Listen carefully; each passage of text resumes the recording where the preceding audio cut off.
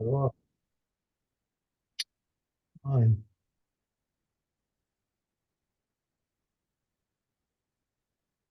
Okay. We are at Yud base. A perforated slab which is placed on top of an oven where whose opening is sealed, that there's tumor beneath or above the slab, everything becomes tameh, except for what is directly above the inside of the oven, which remains tahor. If there is tumor above the inside of the oven, whatever is directly above the tumor until the sky becomes tameh. A board is placed on top of an old oven and protrudes a handbreadth in two directions, but not on the other sides. If there is tumor on this side, utensils that are on the other side remain tahor. Rabbi Yossi declares them tameh. Batak does not spread tumor. If there is a ledge, Rabbi Eliezer says it does not spread tumor. Rabbi Yehuda says we view the batak as if it does not exist and the ledge above it already spreads tumor. If there is a shield on the leg of a crib that protrudes through the ceiling of the lower story of a house, if the hole is as big as a handbreadth, everything becomes tameh. And if not, we count the way we usually count tumor from a corpse. Okay. Right. In other words, descending tumors. Okay. Right. Mishna, hey, Koras Habayis v'ha'aliyah.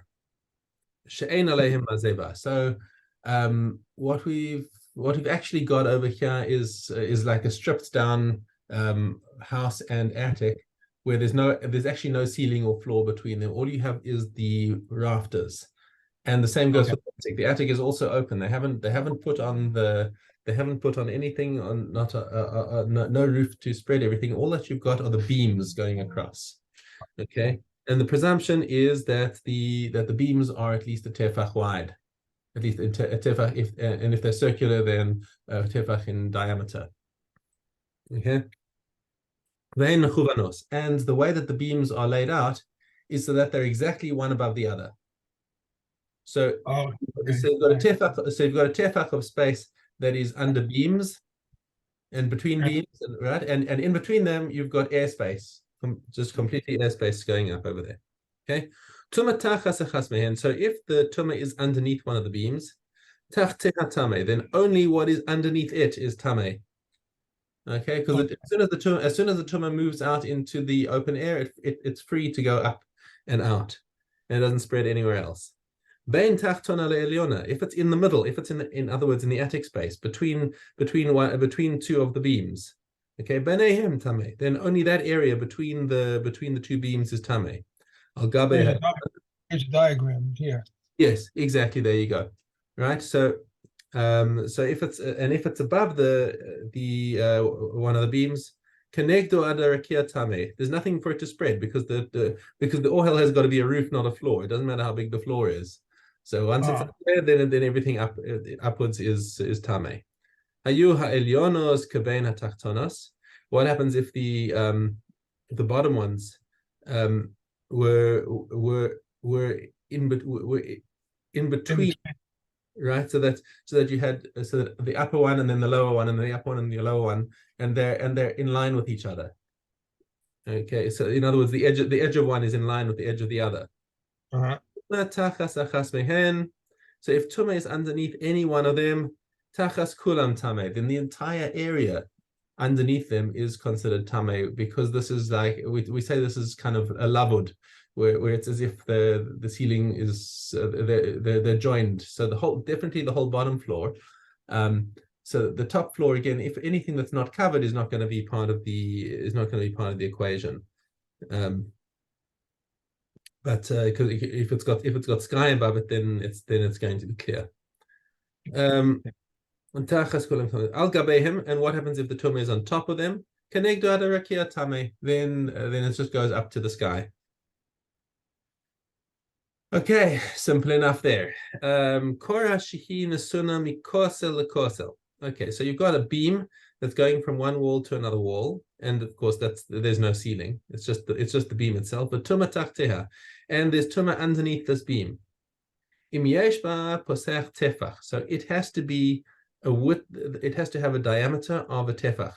Mevia is a tumah tachas kula.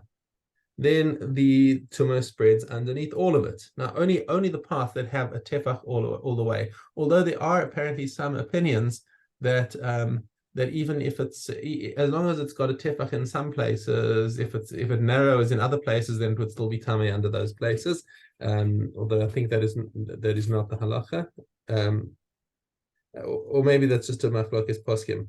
But at any rate, let's just go with the simple understanding that the whole beam has got to be a full tefach for it to spread across the full beam. Imlav tuma bokas vola bokas v'yoredis. Now, what happens if it doesn't have a tefach and you've got tuma underneath it? Then it can't block the tuma either.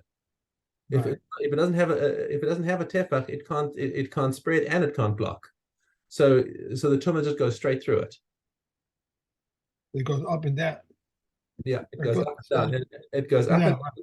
and it cannot block the tuma in either direction. Okay. How much does it have to have in its circumference in order to see if it's got a posech tefach? So let's just say you've got your measuring tools. Let's say you've got a marginal beam, and this comes a shaila halacha, and you want to know, did this beam actually does it actually block? Baruch Hashem. Does it actually block the tuma? And you don't have like a big caliper or something like that you can put on either side to see how wide it is across. So all you've got is a string, and you take the string around the circumference and pinch it and see, okay, how long was that? So that's teaching us a little bit of basic geometry. Bisman shehi agula, if it's a round beam, hekefa shloshet tvachim. Approximation of pi is 3. Okay. Bisman shehi merubas. However, if it's a rectangular beam, arba'ah, then each side has got to be 4 then the circumference is 4 tvachim. She hamaruba yaser ala agol revia, because a square is has got a quarter larger circumference than a circle. Again, very, very rough calculations. We know what the number of pi is, so we've got a more accurate measure over there. Mishnah Zayin, another interesting little geometrical puzzle. This is one that you can give to your math students to solve this one. You've got a column, an amod shehi mutal la'avir. So you've got a fallen column, right? A big one of those big things it's lying down on its side in the open air. Okay, so if the circumference of this column is 24 tvachim, which means its diameter is 8 tvachim, okay, according to our approximation. Maybe it's a tuma tachas dofno. Then in that little area underneath the sides, then you can say it will spread tuma underneath its side, because there you can find an area of a cubic tefach. Okay. Okay, you've probably got the diagram over there. Oh, yeah. Let's see what. There it is. Yeah, right. So lift a little higher. So that little area, right? So that area underneath there, you've got to find a cubic tefach inside there. Right. No, but right. So we could do a little more of an accurate calculation. How do you find an exact cubic tefach? How big does the column have to be? But at any rate, the Mishnah is telling us that your approximation for this is a circumference of 24 tvachim. If it doesn't have that, then it's not an ohel. It's not big enough. Tuma bokas or la bokas or yeredis. So if you have tuma underneath the column, then it will go. Then the tuma will go straight up through the column. It doesn't spread. It just goes straight up and down. Okay. Okay, and that's it. Okay. Did someone say Baruch Hashem before? Did I hear that? Did you hear that? I opened onto a video. Oh, okay. Because I was just closing some windows in my browser, and the next one was a video that started auto playing. Okay, Yud Gimel. If the hive is sitting on its bottom and is a utensil and there's tumor below, inside or above the hive, tumor penetrates upward and downward. If the hide is a handbreadth above the ground, or it is covered, or is upside down, and there is tumah, if it's low, inside, or above the hive, everything becomes tummy. In what cases is supply when the hive is a utensil. However, if the hive is broken and stuffed with straw, or if it contains 40 straw according to the stages, and there is tumah below, inside, or above the hive, tumah penetrates aboveward and downward. Reb Eliezer and Reb Shimon say tumah does not enter the hive and does not descend from it. If the hide is a handbreadth above the ground and there is a tumah underneath it, it is underneath it becomes tameh. If the tumah is inside or above utensils directly above the tumah up to the sky becomes tameh. A crypt that is wide at the bottom and narrow at the top contains a corpse. Someone who touches the bottom lower part remains tahor, whereas someone who touches the upper part becomes tameh.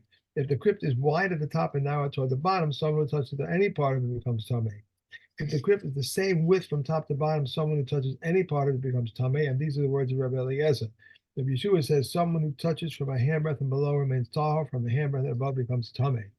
If the crypt is made similar to a chest, someone who touches anywhere on its side becomes tameh. If it is made of a glucose, someone who touches anywhere remains tahor except at the place where it opens. Okay. And next week we'll go on to the next part. Let me see. This is C. We're not. We've still got a way to go for Ohalos. Oh yeah. Okay. Chet. Similarly, if a piece of cloth that was woven to the size of 3 finger breadths by 3 friends contracted corpse tumah, and subsequently one finished the whole piece of cloth, and afterward one thread was removed from the original cloth, it becomes tummy from corpse tumah, but it is tummy due to contact with the tumah's mace. If one thread was removed from the original cloth and subsequently one finished the whole piece of cloth, it is tahor. Because the sages said if a piece measuring 3 finger breadths by 3 finger breadths is lessened, it is tahor. But if a piece measuring 3 handbreadths by 3 handbreadths is lessened, even though it is not susceptible to midras tumah, it is still susceptible to all other forms of tumah. Concerning a sheet that contracted midras tumah and was then made into a curtain, it becomes tameh from midras tumah, but it is tameh due to contract with a midras. Yossi says, why which midras did the sheet touch? Rather, it contact tumah only if the Zav himself touches it, rendering it tameh on account of the Zav's touching. If a cloth that is 3 handbreadths by 3 handbreadths are divided, each half a tahor of midras tumah, but a tameh due to contract with midras. Rabbi Yossi says, why? Which midras did this cloth touch? Rather, each half is tameh. Only the Zav himself touched the garment, rendering it tameh on account of the Zav's touching. Okay. And we are in Midos Zion. The hall of fire had 2 gateways, one open to the kale, one open to the courtyard. The Rabbi Judah said the gateway that opened to the courtyard had a small doorway through which the Kohanim would enter to inspect the courtyard. The hall of fire was a dome, and it was a large house encircled with ledges of stone. And the elders of the base Av would sleep there, and the keys to the courtyard were in their hands. And the young Kohanim would sleep each with his pillow on the ground. And there was a hollow place there that measured 1 amma by 1 amma, and a marble tile with a ring was fixed in it, and a chain upon which the keys were hung. When the time to lock the gates arrived, the Kohen would lift the tile with the ring and remove the keys from the chain, and then the Kohen would lock the gates from the inside, while the Levi was sleeping outside. When the Kohen finished locking the gate, he would return the keys to the chain and the tile to its place, and he would then place his covering upon the tile and go to sleep. If one of the Kohanim experienced a similar mission, he would exit the hall of fire, proceed through the tunnel that went under the mirror, and there were lamps burning there and there until he reached the immersion room. Rabbi Yaakov said he would leave through a second tunnel through which under the kale, and he would exit the Temple Mountain and go on his way via Tadi. Okay. And that was it. Yeah. We are on to Avodah Zarah. And Avodah Zarah love. These items of idolatry are prohibited, but their prohibition is not a prohibition against all milk benefit. Milk that is a Gentile milk without a Jew watching him, literally, and a Jew does not see him, and their bread and oil. Rebbe and his court permitted the oil and cooked foods and reserves into which they are accustomed to put wine and vinegar, and minced taras, and brine which does not have kilbus fish floating in it, and a kilak, and a grain of kiltis, and a salconus salt. These are prohibited, but their prohibitions are not a prohibition against all benefit. These are permitted to be eaten, milk that an idolater milk while a Jew is watching him, and honeycombs, even though they are dripping, and they do not qualify as a beverage in regard to susceptibility to tumah, and preserves into which they are not accustomed to put wine and vinegar, and taras into which is not minced, and bride which has kilbut fish in it, and a kiltis. and cakes of softened olives. Rabbi Yoshi says these are pits ready to fall out are prohibited. Locusts which come from the shopkeeper's basket are prohibited, while those from the storage area are permitted, and the same applies to truth. Okay, one more. One more. Those images are prohibited because they are worshipped once a year. These are the words of Reb Meir. They come and say none is prohibited except one that has in its hand a staff, a bird, or a sphere. Reb Shimon ben Gamliel says anyone that has anything in its hand. Okay. And we have the Ohalos. Aleph. How does the wife of a non-contemporaneous brother release her co-wives? There were two brothers, one of whom died, and then the other brother was born. Subsequently, the second one performed yibum with his brother's widow and died. The first is discharged as the wife of his contemporaneous brother, and the second his co-wife. And he performed mamah with her and then died. The second requires chalitza, but it not be taken in yibum. If there were two brothers and one of them died, and the second one then performed yibum with his brother's widow. Subsequently, another brother was born, and then he died. The first is discharged as the wife of his non-contemporaneous brother, and the second is his co-wife, her co-wife. And he performed mamah with her and then died. The second requires chalitza, but may not be taken in yibum. Reb Shimon says he may perform yibum with whichever of them he wishes, or perform chalitza with whichever one he wishes. If let's just the page here. Come on. Gimel. A general principle was stated concerning the Yavama. Anyone prohibited because of error neither performs chalitza or is taken in yibum. If her prohibition is by commandment or because of sanctity, she requires chalitza but may not be taken in yibum. But if her sister is her fellow Yirama, she may either perform chalitza or be taken in yibum. Okay. Okay, and one more. And One more. The lion. The lion. Okay, Vav. A horse may be not too tied to the wagon to the back of a wagon, but no, that's wrong. I think it should be hay, correct? No, it's the vav. It's about the Horse wild. a horse may not be tied to the sides of a wagon, to the back of a wagon, nor may Hold on, no. This is we're in ches vav. That's about the wild ox. Right. No, wait. All right, a wild ox. All right. The wild ox is a kind of domesticated animal, but Rashi says it is a kind of undomesticated animal. The dog is a kind of undomesticated animal, but Reb Meir says it's a kind of domestic animal. The pig is a kind of domesticated animal. The wild donkey is a kind of undomesticated animal. The elephant and the ape are kinds of undomesticated animals, and a man may draw a plow or drive with any of them. The Kalayim prohibition applies only to wool and linen. Only to wool and linens are rendered unclean by Nagayim. The priests wear for service in the temple only wool and linen. If camel's wool and sheep's wool have been tackled together, if the greater part of camel's wool is permitted, but if the greater part of sheep's wool is forbidden. If it is half and half, it's forbidden, and the same applies to linen and to hem tackled together. Silk and bare silk do not come under the prohibition of Kalayim, but are forbidden on account of appearances. Mattresses and pillows do not come under the prohibition of Kalayim, applied when flesh does not touch them. There are no exemption for casual wear of Kalayim, and Kalayim may not be worn even on top of 10, not even to evade customs use. Okay. Okay, and we're done. Great. I will Have see a you. wonderful Shabbos. Great Shabbos. Enjoy. Thank you.